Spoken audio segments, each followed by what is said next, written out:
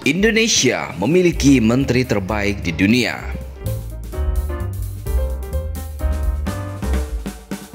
Indonesia memang terkenal memiliki segudang orang hebat, baik di bidang pendidikan, korporasi, hingga jajaran pemerintahan. Sebuah pameo yang mengatakan bahwa Indonesia tidak pernah kehabisan orang hebat memang benar sekali adanya.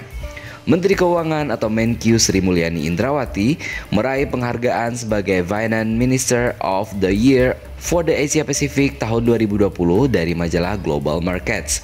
Ini merupakan penghargaan kedua yang diterima oleh Menkyu Sri Mulyani dari majalah yang sama setelah terakhir di tahun 2018 memperoleh penghargaan serupa. Menurut Global Markets, Sri Mulyani layak mendapatkan penghargaan tersebut atas prestasinya dalam menangani ekonomi Indonesia di pandemi Corona atau COVID-19.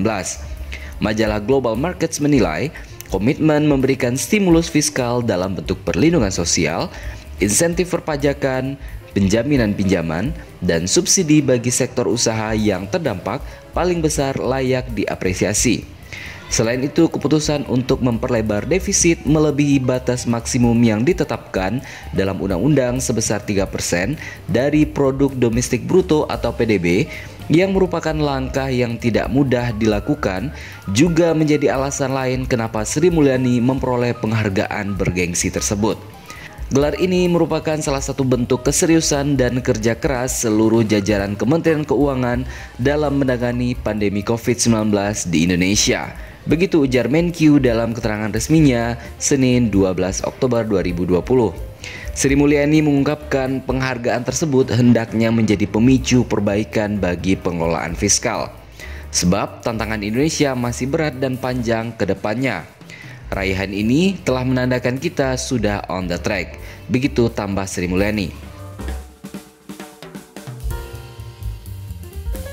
Majalah Global Markets merupakan majalah berita terkemuka di bidang pasar ekonomi internasional yang lebih dari 30 tahun telah menjadi salah satu acuan bagi para pelaku dan institusi di sektor ekonomi dan keuangan internasional. Majalah ini diterbitkan pada saat pertemuan sidang tahunan IMF dan World Bank Group. Tidak hanya sampai di situ, pada tahun 2019 yang lalu, Sri Mulyani juga mendapatkan penghargaan di Asian Business Leadership Forum atau ABLF Award 2019 untuk kategori State Person Awards yang diselenggarakan di Dubai, Uni Emirat Arab. Penghargaan tersebut diserahkan langsung oleh anggota kabinet dan Menteri Toleransi Uni Emirat Arab, Sheikh Nahyan Mabarak Al Nahyan. Penghargaan global ini diberikan kepada Sri Mulyani karena menghadirkan berbagai instrumen kebijakan untuk memperkuat perekonomian di Indonesia. Masih di tahun yang sama, Sri Mulyani dinobatkan sebagai Menteri Keuangan terbaik di Asia Pasifik versi majalah keuangan asal Hong Kong, Finance Asia. Penghargaan ini sebelumnya juga telah diterima Sri Mulyani secara berturut-turut pada tahun 2017.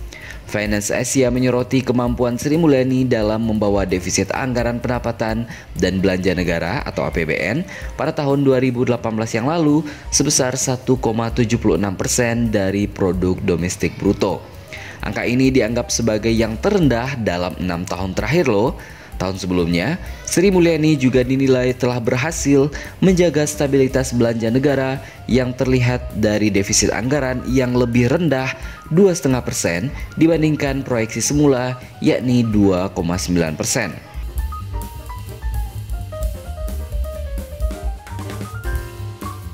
Selain itu, pemerintah juga dinilai berhasil menjaga stabilitas inflasi dan nilai tukar rupiah pada tahun 2017 itu. Juga, PDB Indonesia yang berhasil mencapai angka 1 triliun dolar Amerika Serikat untuk pertama kalinya dengan pertumbuhan ekonomi yang stabil di atas 5%.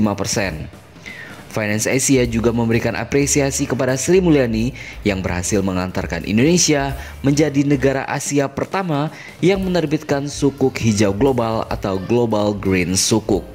Dari dalam negeri pun juga berlaku hal yang serupa. Lembaga Survei Indikator Politik Indonesia menempatkan Menteri Keuangan Sri Mulyani sebagai menteri dengan kinerja terbaik di masa pandemi COVID-19. Predikat ini diberikan melalui survei yang menyasar para pelaku usaha di seluruh Indonesia. Hasilnya, Menteri Keuangan dianggap paling baik kinerjanya menurut pelaku usaha berdasarkan kelompok dari semua sektor.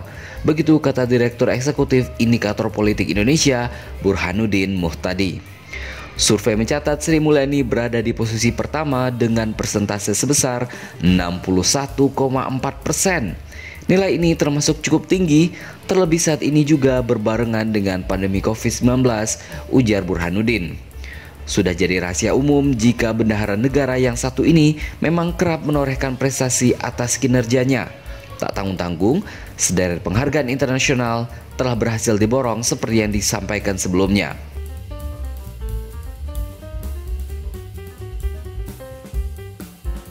Masih banyak sebenarnya Sri Mulyani berikutnya yang siap menorehkan prestasinya untuk kejayaan dan kemajuan Indonesia.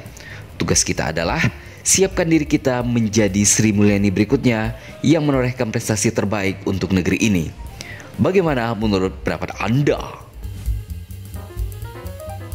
Nibiu, pelopor baju kaos Korea berkualitas paling affordable se-DKI Jakarta. Jadi dengan uang Rp35.000 saja, kalian sudah bisa banget memiliki satu dari lebih dari 80 jenis koleksi baju kaos dari Nibiu.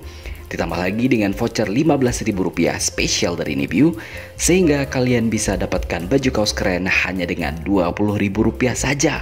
Nah, cara dapetinnya gampang banget. Kalian bisa langsung kunjungi official store Nibiu di Shopee dan Tokopedia dengan mengetikkan kata Nibiu, N-I-B-Y-O-U. Langsung deh ketemu tokonya. Jangan lupa klik voucher Rp15.000-nya ya. Lalu pilih model baju yang sesuai dengan selera kalian, lalu check out deh dan langsung bayar.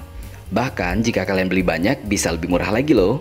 So, tunggu apa lagi? Buruan kunjungi official store Nibiu di Tokopedia dan Shopee, atau langsung menghubungi admin Nibiu melalui nomor WhatsApp yang ada di deskripsi video ini ya. Nibiu, gaya nyaman, kantong tetap aman.